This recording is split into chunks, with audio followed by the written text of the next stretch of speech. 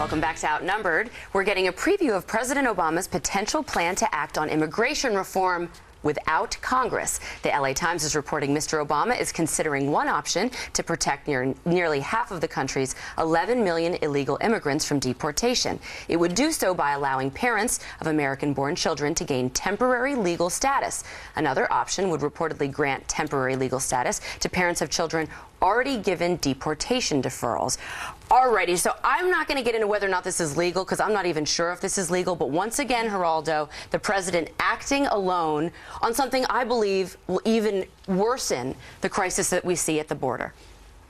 Two quick points. Number one, I think that if the president does act with an executive order to broaden the legal rights of the undocumented, I think this movement in Congress, they're talking about impeachment, I think it's outrageous.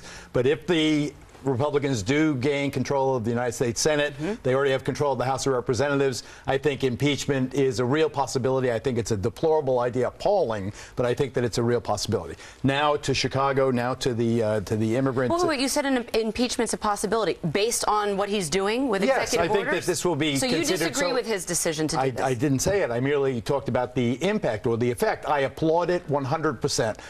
If I were president, I would broaden it dramatically. You now have 90,000 undocumented children in this nation. I would insist that at the very least each one of them get a refugee status hearing in which they are represented by counsel. I think that for the United States to be contemplating this willy-nilly instant eviction of these youngsters from this country without a judicial hearing, without due process, is a violation of our principles as a nation of immigrants. It is absolutely Okay, get him a hearing. Well, but Jedediah, what happens after the hearing? It sounds like President Obama wants to give these illegal immigrants legal status. Right. 90,000. I mean, thousands of them. And this is just going to have more come over if he does these executive orders. First off, we need to figure out who's a refugee. Not everybody's a refugee. That's why you need a hearing. That we need to handle first. Secondly, the GOP is not talking about impeachment. I don't know anyone in the GOP that's really talking about impeachment. You know who's talking about impeachment? Obama and his guys are talking about impeachment because they want to paint the GOP as radicals. Oh, they're going to impeach the president. They're relishing in the fact that this could cause more talk of impeachment. It's ridiculous that they would look to do this by Speaker executive Boehner's action. lawsuit? Isn't that a mini impeachment? That's not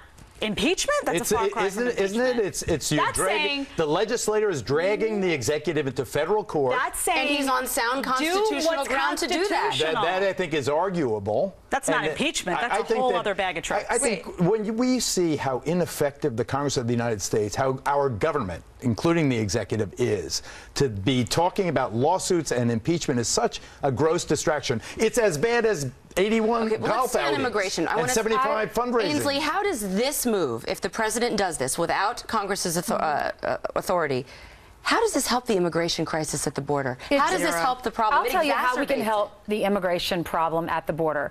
The president needs to sit down with all of the governors of the border states and come up with a plan to secure our border. The president needs to tell all of the Central American countries that we are not doing business with them any longer unless they fix this problem. And they need to come and pay to send their illegal immigrants that are here in our country illegally to take them back home and make sure they're secure and they're safe. It is not our responsibility. Now, granted, I am all for children, of course, we all are. And many of these are not children. That's been proven recently. But I think that so many people in America did it the right way. They came across the border the right way. These illegals need to do it the right way, because my mother's a school teacher and she's always preached to stand on your own 2 feet. Autonomy is so important, and we need to teach these illegals when they come to our country, do it the right way. Every time you say illegals, it's like fingernails on a blackboard. Why? They're not legal. They're not legal. Or illegal is an adjudication. You like aliens better? Legal or illegal is an adjudication. It is a finding. It's not an adjective to describe a person without documentation. Why we illegal aliens? We create this monstrous image of these essentially law-abiding, hard-working people. They're not law-abiding. The only law they've ever broken is to come across without documentation. That's illegal. That's illegal. But they commit fewer crimes than citizens do. They commit fewer. We want zero, none. Hold on, we gotta add this bit in. I gotta get Sandra in here. where she used to live, Chicago Mayor Rahm Emanuel is also weighing in on the border crisis. He's reportedly willing to take up to 1,000 children who've been apprehended at the southern border. The mayor, who once served as President Obama's chief of staff, is reportedly planning to provide them with housing and free legal services, and funding would come from the federal government. We'd pay the tab, but Emanuel could face resistance. Earlier this month, protesters in Chicago criticized President Obama for ignoring Chicago's high rate of violent crime while sending billions of dollars to deal with the border crisis. Sandra, where are they going to put these kids? He can't even protect the kids in Chicago. No, hey, listen, I mean, even besides the fact that Chicago is dealing with this major crime problem, they don't have the money. I mean, they're talking about federal funding. There's going to be city funding. Listen, I still keep a home in the city of Chicago. My property taxes doubled last year. The city is broke. Oh, wow. The unemployment rate in the city of Chicago is much higher than the national average. It's about 8.2%. Where are they going to put all these? Where are they going to work? What are they going to? Who's going to pay for this, Andrea? For Rahm Emanuel to just come out and say, "We'll take them," unbelievable. I mean, it's and going to they're upset arguing a lot of that their home countries are so unstable and so unsafe, and Chicago's any better?